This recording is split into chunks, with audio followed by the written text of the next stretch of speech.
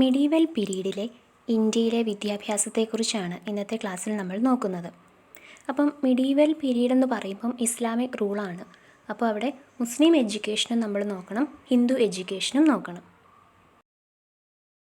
ഏകദേശം 10ാമത്തെ century AD തൊട്ട് 18ാമത്തെ സെഞ്ച്വറിയുടെ ഒരു മധ്യഭാഗം വരെയുള്ള ഇന്ത്യയിലെ വിദ്യാഭ്യാസ രീതിയാണ് നമ്മൾ ഇന്നത്തെ ക്ലാസ്സിൽ നോക്കുന്നത്.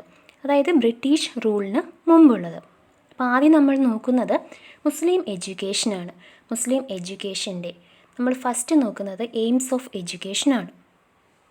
പ്രധാനമായിട്ടും 5 എയിംസ് ഓഫ് എഡ്യൂക്കേഷനായിരുന്നു ഉണ്ടായിരുന്നത്.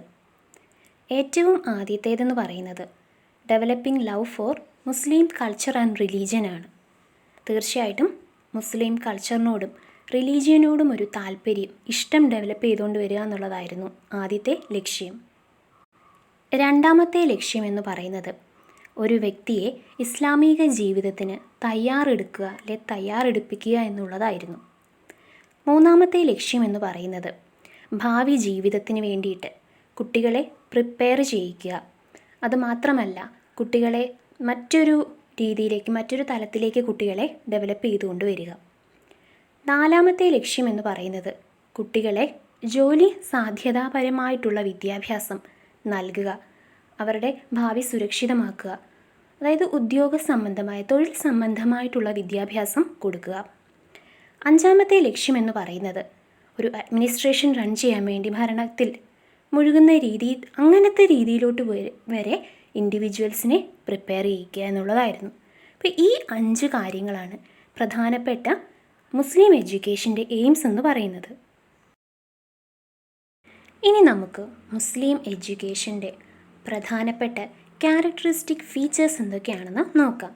എയിംസ് മനസ്സിലാക്കുന്നതിനോടൊപ്പം തന്നെ ഈ ഫീച്ചേഴ്സും മനസ്സിലാക്കേണ്ടതാണ്. ഒന്നാമത്തേതാണ് പാട്രണേജ് ഓഫ് ദി റൂളേഴ്സ്. അതായത് അക്കാലത്തെ മുസ്ലിം ഭരണാധികാരികളെല്ലാം തന്നെ വിദ്യാഭ്യാസത്തിൻ്റെ വൈഡ് സ്പ്രെഡിന് വേണ്ടിയിട്ട് വളരെയേറെ സഹായിച്ചവരായിരുന്നു. അവർ ധാരാളം എഡ്യൂക്കേഷണൽ ഇൻസ്റ്റിറ്റ്യൂഷൻസും യൂണിവേഴ്സിറ്റീസും എല്ലാം തന്നെ പണിതു. അതിന് ആവശ്യമായിട്ടുള്ള ഫണ്ടുകളെല്ലാം തന്നെ കൊടുത്തു.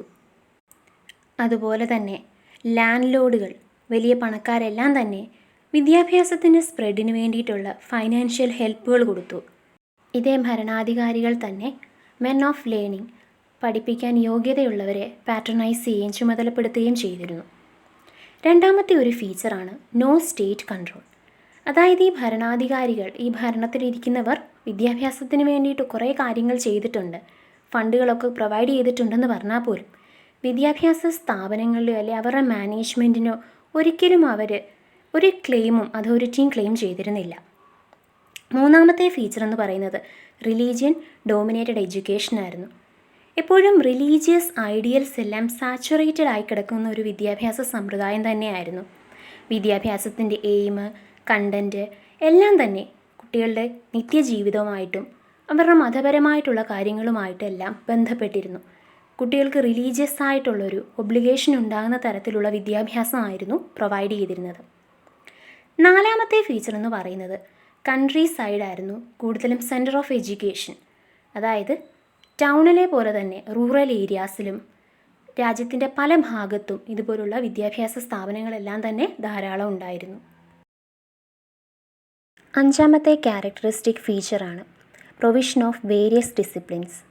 അതായത് വിദ്യാഭ്യാസം എന്ന് പറയുന്നത് പ്രൈമറിലി റിലീജിയൻ ഓറിയൻറ്റഡ് ആണ് എങ്കിൽ പോലും അവിടെ മറ്റ് പല വിഷയങ്ങളും പഠിപ്പിച്ചിരുന്നു. Mathematics, astronomy, grammar, politics, art, literature, അങ്ങനെയെല്ലാം തന്നെ അവിടെ പഠിപ്പിച്ചിരുന്നു. ആറാമത്തെ ഫീച്ചറാണ് നോംസ് ഓഫ് കണ്ടക്റ്റ്. അതായത് കുട്ടികളുടെ സ്വഭാവ രൂപീകരണത്തിന് വളരെയേറെ പ്രാധാന്യം കൊടുത്തൊരു വിദ്യാഭ്യാസ സമ്പ്രദായമായിരുന്നു. ഏതെല്ലാം രീതിയിൽ കുട്ടികൾ ബിഹേവ് ചെയ്യണം, അവരുടെ പാറ്റേൺ ഓഫ് തോട്ട് എങ്ങനെയായിരിക്കണം, പേഴ്സണാലിറ്റി, ക്യാരക്ടർ എല്ലാത്തിനും വളരെയേറെ സ്ട്രെസ്സ് കൊടുത്തിരുന്നു. ഏഴാമത്തെ ഫീച്ചറാണ് ടീച്ചർ പ്യൂപ്പിൾ റിലേഷൻഷിപ്പ്. അതായത് ഇവിടെ എന്ന് പറയുമ്പോൾ ഒരു ഇൻറ്റിമേറ്റ് റിലേഷൻഷിപ്പ് ടീച്ചറിൻ്റെയും പ്യൂപ്പിളിൻ്റെ ഇടയിലുണ്ടായിരുന്നു. അവിടെ ബുദ്ധിസ്റ്റ് പീരീഡ് പോലോ അല്ലെ ബ്രാഹ്മണിക് പീരീഡ് പോലോ ടീച്ചറും കുട്ടിയും ഒരുമിച്ചല്ല സ്റ്റേ എങ്കിൽ പോലും അവിടെ വളരെ ഒരു ഇൻറ്റിമേറ്റ് ആയിട്ടുള്ളൊരു റിലേഷൻഷിപ്പും അധ്യാപകർക്ക് നല്ല റെസ്പെക്റ്റും കുട്ടികൾ കൊടുത്തിരുന്നു. എട്ടാമത്തെ ഫീച്ചറാണ് ലേൺഡ് ടീച്ചേഴ്സ്. അതായത് ആ ഒരു കാലഘട്ടത്തിൽ അധ്യാപകർ ജോലി എന്നതിനപ്പുറം പഠിപ്പിക്കാൻ ഇഷ്ടമുള്ളവരായിരുന്നു. താല്പര്യത്തോടെ വരുന്ന ഒരു പ്രൊഫഷനായിരുന്നു ടീച്ചിങ് എന്ന് പറയുന്നത്. അധ്യാപകർക്കെല്ലാം ഒരു ഹൈ എസ്റ്റീം കൊടുത്തിരുന്നു. എപ്പോഴും അതൊരു ഹയസ്റ്റ് ഹ്യൂമൻ ഡെവലപ്മെൻ്റായിട്ടായിരുന്നു കണ്ടിരുന്നത്. ഒമ്പതാമത്തെ ഫീച്ചറാണ് ഇൻഡിവിജ്വലൈസ്ഡ് ഇൻസ്ട്രക്ഷൻ എന്നുള്ളത്. അതായത് എപ്പോഴും നമ്പർ ഓഫ് സ്റ്റുഡൻ്റ് എന്ന് പറയുന്ന ഒരു ടീച്ചറിൻ്റെ അടുത്ത് ലിമിറ്റഡ് ആയിരിക്കും. അതുകൊണ്ട് തന്നെ ആ അധ്യാപകൻ വളരെയേറെ ശ്രദ്ധ ഓരോ കുട്ടിക്കും നൽകിയിരുന്നു. പത്താമത്തെ ഫീച്ചറാണ് മോണിറ്റോറിയൽ സിസ്റ്റം. അതായത് ഒരുപാട് കുട്ടികളില്ല, ഒരു അധ്യാപകൻ്റെ കീഴിൽ വളരെ കുറച്ച് കുട്ടികളെ ഉള്ളൂ എങ്കിൽ പോലും ചില സാഹചര്യങ്ങളിൽ സീനിയറായിട്ടുള്ള മുമ്പ് പഠിച്ച വിദ്യാർത്ഥികളുടെ സഹായം ഇളയ കുട്ടികളെ പഠിപ്പിക്കുവാൻ വേണ്ടി അല്ലെങ്കിൽ ജൂനിയേഴ്സിനെ പഠിപ്പിക്കുവാൻ വേണ്ടി അധ്യാപകൻ സ്വീകരിച്ചിരുന്നു. അടുത്ത ഫീച്ചറാണ് ഡിസിപ്ലിൻ. ആ ഒരു കാലഘട്ടത്തിൽ സിവിയറായിട്ടുള്ള പണിഷ്മെൻറ്റുകൾ കൊടുത്തിരുന്നു. സ്ട്രിക്റ്റ് ഡിസിപ്ലിൻ ഫോളോ ചെയ്തിരുന്നു. തെറ്റ് ചെയ്യുന്ന കുട്ടികൾക്ക് നല്ല ശിക്ഷയും നൽകിയിരുന്നു. അടുത്ത ഫീച്ചറാണ് ടൈപ്സ് ഓഫ് ഇൻസ്റ്റിറ്റ്യൂഷൻസ് എന്നുള്ളത്. അതായത് പ്രൈമറി എഡ്യൂക്കേഷൻ ഇമ്പാർട്ട് ചെയ്തിരുന്ന വിദ്യാഭ്യാസ സ്ഥാപനങ്ങൾക്ക് മാക്തബ്സ് എന്നും സെക്കൻഡറി അതുപോലെ തന്നെ ഹയർ എഡ്യൂക്കേഷൻ നൽകിയിരുന്ന സ്ഥാപനങ്ങൾക്ക് മദ്രസാസ് എന്നുമായിരുന്നു അറിയപ്പെട്ടിരുന്നത്. അടുത്ത ഫീച്ചറാണ് വൊക്കേഷണൽ എഡ്യൂക്കേഷൻ. നമ്മൾ ഓൾറെഡി പറഞ്ഞൊരു കാര്യമാണ്. അതായത് കുട്ടികളെ അടുത്തൊരു ജീവിതത്തിന് വേണ്ടി തൊഴിൽ സാധ്യതാപരമായിട്ടുള്ള വിദ്യാഭ്യാസം നൽകുന്നതിൽ വളരെ ഏറെ ശ്രദ്ധ മുസ്ലിം എഡ്യൂക്കേഷൻ നൽകിയിരുന്നു. അവർക്ക് ടെക്നിക്കലായിട്ടും പ്രൊഫഷണലായിട്ടുമുള്ള എഡ്യൂക്കേഷൻ എല്ലാം തന്നെ കൊടുക്കാൻ താല്പര്യം പ്രകടിപ്പിച്ചിരുന്നു. അതെല്ലാം തന്നെ കരിക്കുലത്തിൻ്റെയും സിസ്റ്റം ഓഫ് ഇൻസ്ട്രക്ഷൻ്റെയും മെത്തേഡ് ഓഫ് ടീച്ചിങ്ങിൻ്റെയും എല്ലാം തന്നെ ഭാഗമായിട്ടും അങ്ങനെ തന്നെ ആയിരുന്നു. ഇനി അടുത്തത് നമ്മൾ നോക്കാൻ പോകുന്നത്, അപ്പോൾ ഇപ്പം നമ്മൾ ജനറലായിട്ടുള്ള ഫീച്ചേഴ്സാണ് മുസ്ലിം എഡ്യൂക്കേഷൻ്റെ നോക്കിയത്. ഇനി പ്രൈമറി അതുപോലെ തന്നെ എലിമെൻ്ററി എഡ്യൂക്കേഷൻ്റെ ഫീച്ചർ എന്താണെന്ന് നമുക്ക് നോക്കാം. ഒന്നാമത്തെ ഫീച്ചർ എന്ന് പറയുന്നത് ഇൻസ്റ്റിറ്റ്യൂഷൻ ഓഫ് പ്രൈമറി എഡ്യൂക്കേഷനാണ്. നമ്മളിപ്പോൾ പറഞ്ഞ കാര്യമാണ്. പ്രൈമറി എഡ്യൂക്കേഷൻ കൊടുക്കുന്ന സ്ഥാപനങ്ങൾ മാക്തബ്സ് എന്നാണ് അറിയപ്പെട്ടിരുന്നത്. യൂഷ്വലി ഒരു മോസ്കുമായിട്ട് അറ്റാച്ച് ചെയ്തോ അല്ലെ ഇൻഡിപെൻഡൻ്റ് ആയിട്ടോ കാണപ്പെടുന്നുണ്ടായിരുന്നു. ഒരുപാട് വിദ്യ അഭ്യസിച്ചിട്ടുള്ള ആളുകൾ അവിടെ താമസിച്ച് അവരുടെ റെസിഡൻസിൽ തന്നെ കുട്ടികളെ പഠിപ്പിച്ചിരുന്നു. രണ്ടാമത്തെ ഫീച്ചർ എന്ന് പറയുന്നത് ഇത്തരത്തിലുള്ള മാക്തബ്സുകളിൽ ഫിനാൻസിങ് ആയിരുന്നു. കൂടുതലും റൂളേഴ്സാണ്, ആ ഭരണാധികാരികൾ ഫണ്ട് കൊടുത്തിരുന്നു. അതുപോലെ തന്നെ മറ്റ് ഫിലാന്ത്രോഫിസ്റ്റിൻ്റെയൊക്കെ ചാരിറ്റിയിൽ നിന്നും അവർക്ക് ഫണ്ട് കിട്ടിക്കൊണ്ടിരുന്നു. മൂന്നാമത്തെ ഫീച്ചർ എന്ന് പറയുന്നത് ഈ മാക്തബ്സിൻ്റെയൊക്കെ മാനേജ്മെൻ്റ് ആയിരുന്നു. അപ്പോൾ എപ്പോഴും ഇത്തരത്തിലുള്ള പ്രൈമറി വിദ്യാഭ്യാസ സ്ഥാപനങ്ങളായിട്ടുള്ള മാക്തബ്സ് എല്ലാം തന്നെ ലേൺഡ് മൗലവീസിൻ്റെ ഗൈഡൻസിലായിരുന്നു നടന്നിരുന്നത്. നാലാമത്തെ ഫീച്ചർ എന്ന് പറയുന്നത് കരിക്കുലമാണ്. കരിക്കുലം നോക്കിക്കഴിയുമ്പോൾ തന്നെ അവിടെ ഓരോ പ്ലേസിൽ നിന്നും വ്യത്യസ്തമാണ് എങ്കിൽ പോലും ആൽഫബറ്റ്സ് പഠിപ്പിക്കുന്നു, ഖുറാൻ റിസൈറ്റ് ചെയ്യുന്നു, ഇതെല്ലാം തന്നെ കമ്പൽസറി ആയിരുന്നു. കുട്ടികൾ ഖുറാൻ്റെ കുറേ ഭാഗങ്ങളൊക്കെ ബൈ ഹാർട്ടായിട്ട് പഠിക്കേണ്ടിയിരുന്നു. അടുത്ത ഫീച്ചറാണ് ലാംഗ്വേജ് എന്നുള്ളത്. അപ്പം അറബിക്കും പേർഷ്യൻ ലാംഗ്വേജുകൾ കമ്പൽസറി ആയിട്ട് പഠിക്കണം എന്നുണ്ടായിരുന്നു. കാരണം ഹൈ ഗവൺമെൻറ് പോസ്റ്റൊക്കെ കിട്ടണം എന്നുണ്ടെങ്കിൽ ഇതിലേതെങ്കിലും ഭാഷ അറിഞ്ഞിരിക്കേണ്ടത് അത്യാവശ്യമായിരുന്നു. ആറാമത്തെ ഫീച്ചറാണ് ഫീസ്. അതായത് ചില വില്ലേജ് സ്കൂളുകളിൽ കുട്ടികൾക്ക് അവരുടെ ഇൻസ്ട്രക്ഷന് പേ ചെയ്യേണ്ടി വന്നിരുന്നു. അടുത്തൊരു ഫീച്ചറാണ് ഓർഫണേജുകൾ. അതായത് ചില സ്ഥലങ്ങളിലൊക്കെ കുട്ടികൾക്കായി ഓർഫണേജുകൾ ഉണ്ടായിരുന്നു. അവർക്കപ്പം വിദ്യാഭ്യാസം ഫ്രീ ആയിട്ട് കിട്ടുന്ന ഓർഫണേജുകൾ ഉണ്ടായിരുന്നു. ധാരാളം എൻഡോമെൻറ്റുകളെല്ലാം തന്നെ ഇത്തരം ഓർഫണേജുകൾ പ്രൊവൈഡ് ചെയ്തിരുന്നു. അടുത്തൊരു ക്യാരക്ടറിസ്റ്റിക് ഫീച്ചറാണ് ഏജ് ഓഫ് അഡ്മിഷൻ. അതായത് ഏകദേശം 4 വർഷം 4 മാസം 4 ദിവസമാകുമ്പോൾ മാക്തബ് സെറിമണി അല്ലെങ്കിൽ ബിസ്മില്ല എന്ന് പറയുന്ന വളരെ പുണ്യമായിട്ടുള്ളൊരു സെറിമണിയിലൂടെയാണ് കുട്ടിയുടെ വിദ്യാഭ്യാസം തുടങ്ങുന്നത്. അവിടെ കുട്ടി ഖുറാനിലെ പുണ്യപുരാതനമായിട്ടുള്ളൊരു ചാപ്റ്റർ അവിടെ റെസൈറ്റ് ചെയ്തുകൊണ്ടാണ് കുട്ടിയുടെ ഈ ഒരു ചടങ്ങിന് തുടക്കം കുറിക്കുന്നത്. ഖുറാനിലെ ഒരു പാഠം റിസൈറ്റ് ചെയ്ത് കൊടുക്കുന്നതിനൊപ്പം തന്നെ കുട്ടികൾക്ക് ധാരാളം ഗുഡ് വിഷസും ഈ ഒരു സമയത്ത് എല്ലാവരും നൽകുന്നു. അടുത്ത ക്യാരക്ടറിസ്റ്റിക് ഫീച്ചറാണ് education of sons of nobles and rulers. അതായത് മുസ്ലിം ഭരണാധികാരികളുടെ കുട്ടികൾക്ക് വീട്ടിൽ തന്നെ ട്യൂഷൻ, അങ്ങനെ വീട്ടിൽ ട്യൂട്ടേഴ്സിനെ വരുത്തി പഠിപ്പിച്ചിരുന്ന ഒരു രീതിയും നിലനിന്നിരുന്നു. അടുത്തതാണ് വൈഡ് സ്പ്രെഡ് മാക്തബ്സ്. അതായത് ഏകദേശം എല്ലാ വില്ലേജുകളിലും ഒരു മാക്തബെങ്കിലും ചുരുങ്ങിയത് ഉണ്ടായിരിക്കണം എന്നായിരുന്നു. ടൗൺസിലും സിറ്റീസിലുമൊക്കെ ഒന്നിലധികം മാക്തബ്സ് ഉണ്ടായിരുന്നു. ഇനി അടുത്ത ഫീച്ചറാണ് curriculum and mode of instruction. ആ സമയത്തെന്ന് പറയുമ്പം പ്രിൻ്റഡ് ആയിട്ടുള്ള ബുക്സ് ഒന്നും തന്നെ അവൈലബിൾ ആയിരുന്നില്ല. അതുകൊണ്ട് തന്നെ വുഡൻ ബുക്സ് ആയിരുന്നു യൂസ് ചെയ്തിരുന്നത്. ആൽഫബറ്റ്സിന് ശേഷം കുട്ടികളെ ഖുറാൻ പഠിപ്പിച്ചിരുന്നു. അതുപോലെ തന്നെ വളരെ ഭംഗിയുള്ള calligraphy, beautiful and fine hand റൈറ്റിങ്ങിനും ഇമ്പോർട്ടൻസ് ഇൻസ്ട്രക്ഷൻ കൊടുത്തിരുന്നു. അടുത്ത ഫീച്ചറാണ് ടീച്ചിങ് ഓഫ് ഗ്രാമർ. അതായത് ഭാഷ പഠിക്കുന്നതിനൊപ്പം തന്നെ ഗ്രാമറിനും വളരെ പ്രാധാന്യം കൊടുത്തിരുന്നു. ഗ്രാമർ പഠിക്കുന്നതും വളരെയേറെ വാല്യുബിൾ ആണെന്ന് അക്കാലത്ത് വിശ്വസിച്ചിരുന്നു. അടുത്ത ഫീച്ചറാണ് റിലീജിയസ് ഇൻസ്ട്രക്ഷൻ. അതായത് നമ്മൾ ഓൾറെഡി പറഞ്ഞൊരു കാര്യമാണ്, വിദ്യാഭ്യാസം എപ്പോഴും റിലീജിയസ് ആയിട്ടുള്ള രീതിയിലുള്ള എഡ്യൂക്കേഷനായിരുന്നു മാക്തബ്സിൽ കൊടുത്തിരുന്നത്. അടുത്തൊരു ഫീച്ചർ നോക്കുകയാണെങ്കിൽ ഖുറാൻ കൂടാതെ വേറെ ചില പോയംസും എല്ലാം തന്നെ കുട്ടികളെ പഠിപ്പിച്ചിരുന്നു. അടുത്ത ക്യാരക്ടറിസ്റ്റിക് ഫീച്ചറാണ് പഹാരാസ്. അതായത് കുട്ടികൾ പഹസ് അല്ലെങ്കിൽ മൾട്ടിപ്പിൾസ് ഓഫ് നമ്പേഴ്സ് പഠിച്ചിരുന്നു. അവരതെല്ലാം തന്നെ മെമ്മറൈസ് ചെയ്തിരുന്നു, ഉറക്കെ വായിച്ച് പഠിച്ചിരുന്നു.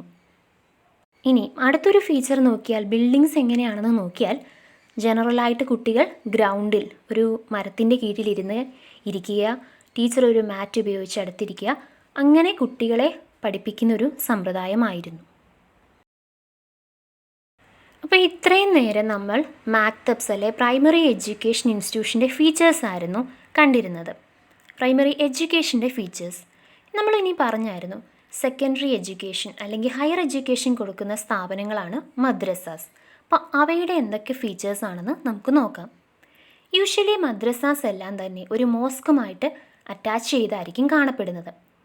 ലെക്ചർ കൊടുക്കുന്ന ഇടം അല്ലെ വിദ്യ നൽകുന്ന ഇടം എന്നുള്ള അർത്ഥമാണ് അറബിക് വേർഡായിട്ടുള്ള ഡാറിൽ നിന്നാണ് മദ്രസ എന്ന വാക്ക് അറൈവ് ചെയ്തിട്ടുള്ളത്.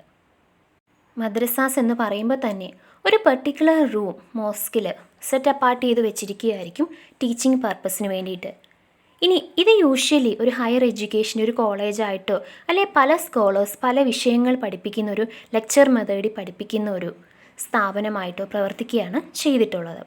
അപ്പോൾ അതിൻ്റെ മാനേജ്മെൻ്റ് എന്ന് പറയുന്നത് എപ്പോഴും സ്റ്റേറ്റ് ഗ്രാൻറ്റും എൻഡോമെൻറ്റും ഒക്കെ കാണും.